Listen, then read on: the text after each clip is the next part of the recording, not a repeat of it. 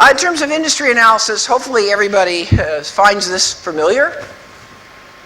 After 20 or 25 years of work, we have overwhelming evidence that really industry competition is driven by these competitive forces that we introduced many years ago now.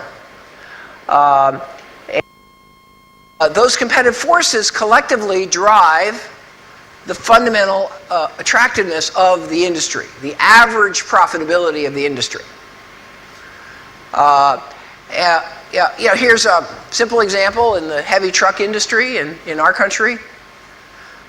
Very difficult industry. If you look at this industry, you see a lot of competitive forces that are challenging. We have a lot of vicious competition on price among the truck manufacturers.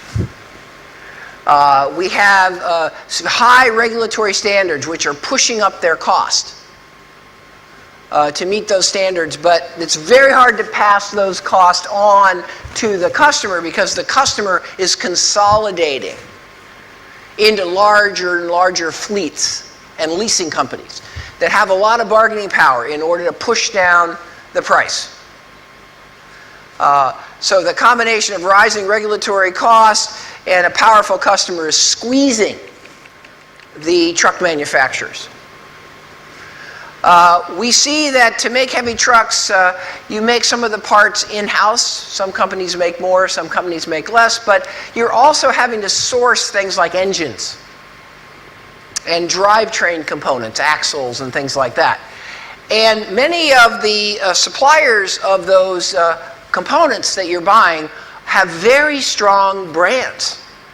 And in fact, the trucking company specifies the brand of the parts that they want on the truck.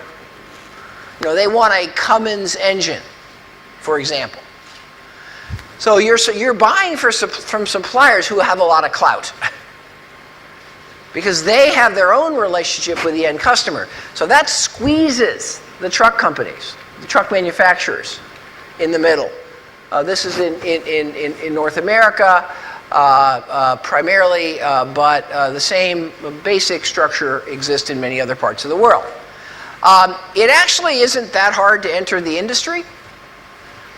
Threat of entry and entry barriers are a key part of industry analysis. It's actually harder to get the dealer network than it is to actually get the parts and assemble the truck. And then, of course, trucks are always competing with substitutes. Substitutes, again, all of us hopefully understand what a substitute is. A substitute is a different way of meeting the need that's not the same as your product, but meets the same need that your product does. So if you're a truck manufacturer, the customer doesn't need a truck if they're going to use the railroad, or if they're going to use water transportation. So particularly, as railroads have been a real tough competitor for trucks over the years, okay? So this is a classic example of industry analysis. It's something that is timeless. Always, every single time you think about strategy, you have to have a systematic, rigorous understanding of your industry and what are the competitive drivers and how are they changing? Are they getting worse? Are they getting better?